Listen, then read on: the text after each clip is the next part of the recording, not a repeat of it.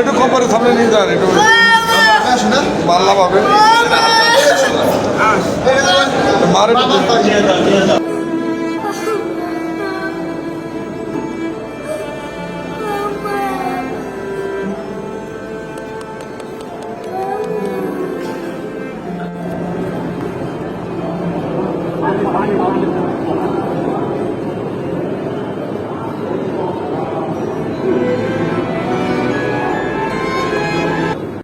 আজকের এই যে মর্মান্তিক ঘটনা আমাদের পারিবারিক আমাদের জীবনে যে মর্মান্তিক ঘটনার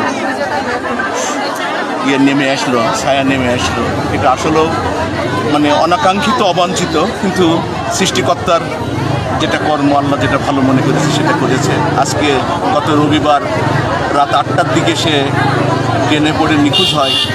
এরপরের থেকেই যে খোঁজাখুঁজি এটা অব্যাহত ছিল এবং সেইভাবেই অক্লান্ত পরিশ্রমের মাধ্যমে Bangladesh fire service, city corporation এবং সাংবাদিকদের যে যৌথ প্রচেষ্টা, তাদের যে যৌথ উদ্যোগ, আমি বিশেষ করে সাংবাদিক ভাইদের আমি সাধুবাদ জানাবো। এইটাকে এত সুন্দরভাবে মানে ফোকাসে নিয়ে আসা এবং সমাগমে এটাকে তুলে ধরা। তো আমি প্রার্থনা করি আমাদের মেয়ে আমাদের জীবন থেকে চিরকালের জন্য হারিয়ে গেল।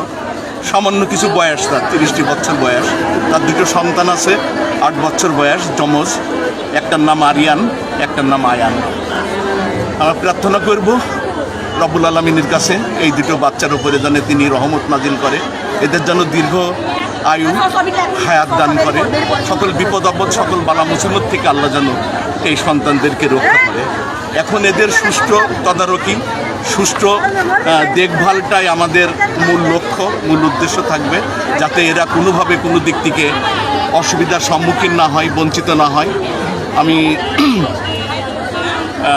আল্লাহর কাছে ফরিয়াদ করি আল্লাহ রব্বুল আলামিন আমার এই মেয়েকে যেন জান্নাতুল ফেরদৌস নসিব করেন, শহীদের দরাজ দিয়ে তাকে যেন জান্নাতুল ফেরদৌসে অধিষ্ঠিত করেন, এই প্রার্থনা করি। আল্লাহ আমাদের সকলকে বোঝার তৌফিক দান করি, আমিন। আমাদের আন্টি জ্যোতি আন্টি খুবই মানে তার কী বলো, তার চেহারা বা স্বভাব চরিত্র খুবই ভালো ছিল। যখনই তিনি ছুটিতে আসতেন সবার প্রতিটা মহল্লায় বাড়ি বাড়ি খোঁজ নিত কে কেমন আছে মুরব্বীদের।